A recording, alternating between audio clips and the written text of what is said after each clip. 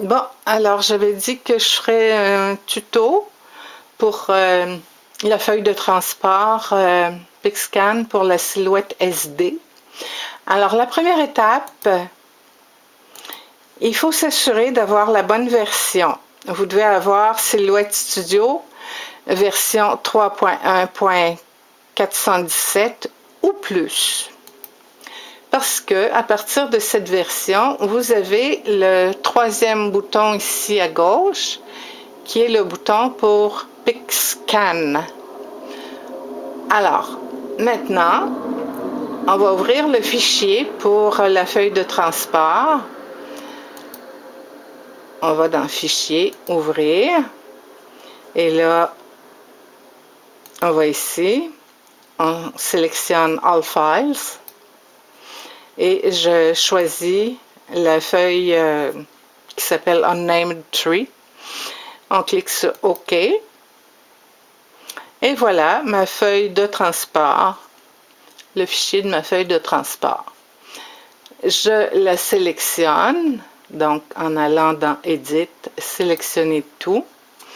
Et je vais la faire pivoter ici à 90 degrés. Maintenant, je vais aller modifier mon tapis. En fait, j'ai pas besoin de tapis parce qu'on va imprimer.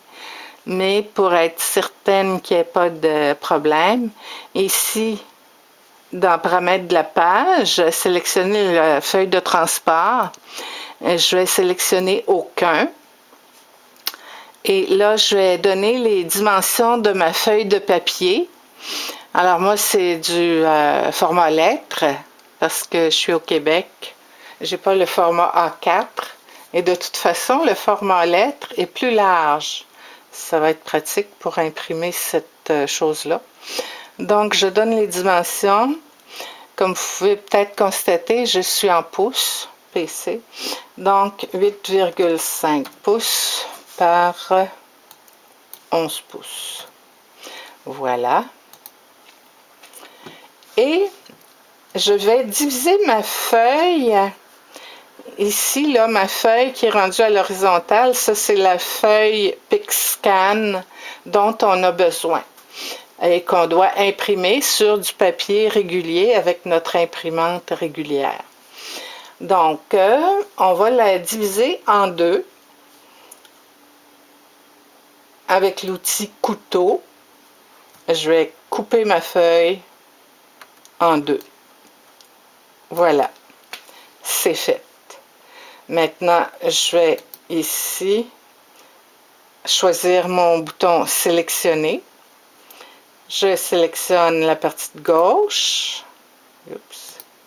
Et je la tasse tout simplement pour l'enlever du plan d'impression.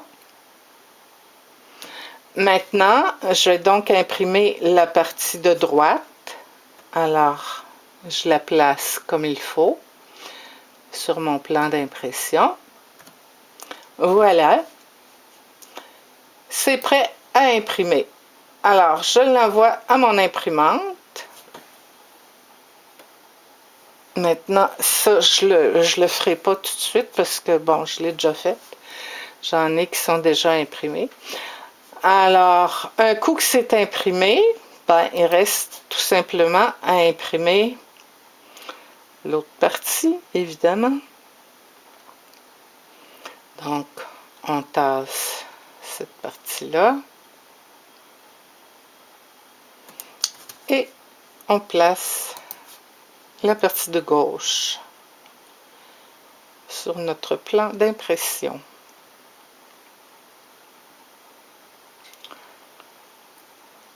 Bon, je pourrais y aller plus vite, mais bon, c'est comme ça. Et là, on l'envoie tout simplement à l'imprimante. Ce qui fait qu'on se retrouve avec deux pages qu'on doit assembler, qu'on doit couper et assembler. Bon, maintenant, on peut fermer ce fichier-là.